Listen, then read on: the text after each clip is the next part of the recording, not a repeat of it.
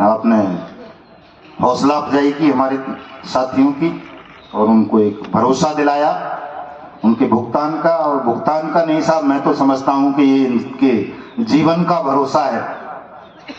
कितने ही लोग अपनी जीवन लीला समाप्त कर चुके हैं, तो मैं अब अगले वक्ता के रूप में इस परमिसेस में कहें कि भारतीय जनता पार्टी के प्रदेश कार्यालय में इस पूरे कार्यक्रम के आयोजन के लिए कोऑर्डिनेट करने वाले, मुझे सजेस्ट करने वाले, मुझे मार्गदर्शन करने वाले, हालांकि मेरे छोटे भाई हैं लेकिन बहुत विद्वान हैं, आदरणीय प्रोफेसर मनोज कैन साहब को सादर आमंत्रित करूंगा कि 2 मिनट के लिए वो भी अपने ओजस्वी विचारों से आपका मार्गदर्शन करें।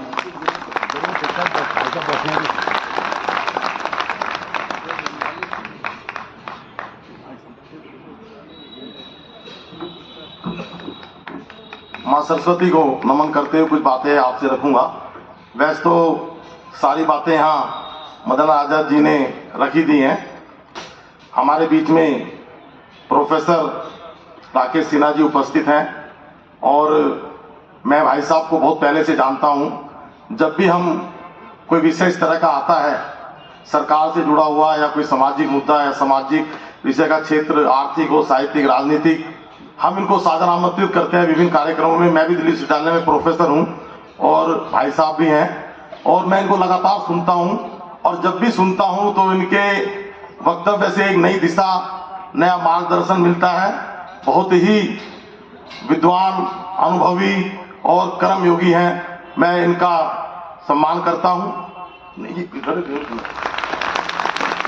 आज के कार्यक्रम के महानायक मदन लाल आजाद जी, जो इस संस्था के संयोजक हैं, जो कि जमीनी स्तर की समस्याओं को उठाते हैं और आम जन, दलित, शोषित, पिछड़ा या कहें कि जो हाशिए पर खड़ा हुआ व्यक्ति है, उसकी ऐसे विषय को लेकर के आते हैं और उस विषय पर इतना बड़ा एक आंदोलन ला करके उनको जो मैक्सिमम लाभ हो सकता है, सरकार कोई भी रही हो, लेकिन लाभ जो हो सकता है ऐसे आप जैसे लोगों को लाभ दिलाते हैं। ऐसे हमारे मदन लाल आजाद जी।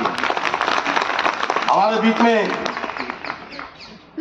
मनोज जी बैठे हुए हैं, एससी मोर्चे के महामंत्री हैं। मंच पर और भी गणमान्य व्यक्ति बैठे हैं और हमारे प्रदेश अध्यक्ष वीरेंद्र सचदेवा जी, जिनको कि कहीं बहुत जरूरी जाना था तो चले, वो उनको कहीं बड़ी आजकल इस तरह का है कि वहीं एक समय में कह के बैठ के होती है तो जाना तक गए।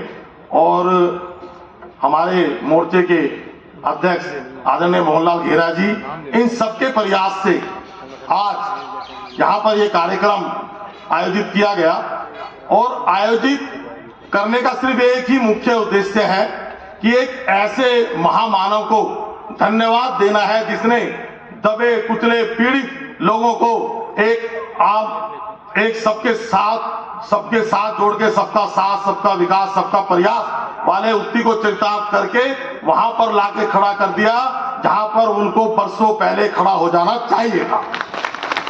देश बदल रहा है, बहुत तेजी से बदल रहा है और इस बदले हुए समाज में, इस देश में, इस राष्ट्र में हम जब तक वंचित समाज के हकों की या वंचित समाज के अधिकारों की बात नहीं करेंगे, हम तब तक सही रूप से देश को विकसित करने की बात कर ही नहीं सकते। हम विकसित भारत की बात करते हैं और विकसित भारत के अंदर जब तक मेरा मजदूर, किसान, मेरा श्रमिक वर्ग या मेरा कामकाजी वर्ग, वो जब तक इन लोगों की समस्याओं को ना सुना जाए, ना समझा जाए और उन पर काम ना किया जाए, तब तक राष्ट्र हमारा उन्नति नहीं करता। और आज वर्तमान में हमारे परम आदरणीय मोदी जी इन सब चीजों पर बड़ी बारीकी से ध्यान दे रहे हैं और काम भी कर रहे हैं। रोज नई योजनाएं आप जैसे लोगों के लिए आ रही हैं।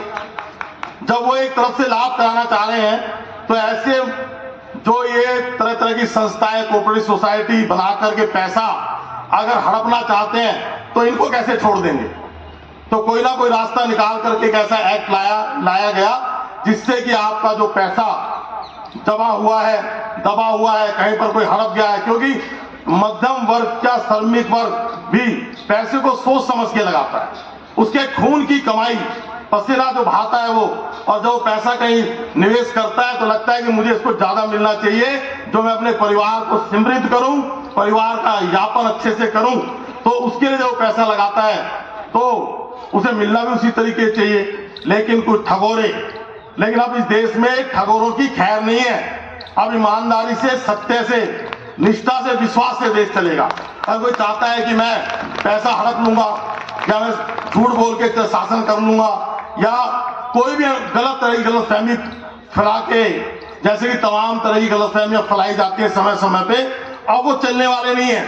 सब एक्सपोज होंगे एक दिन, और एक्सपोज हो रहे हैं। अब तो देश उनसे चलेगा जो देश की सोचेगा और देश के बारे में सोचेगा, आम एक एक प्राणी के बारे में सोचेगा।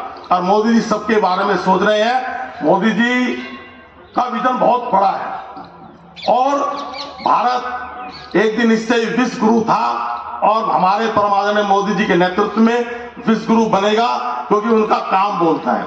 और ये काम भी आज बोला है, जिसके कारण आप यहाँ इकट्ठा हुए हैं, उनको धन्यवाद देने के लिए।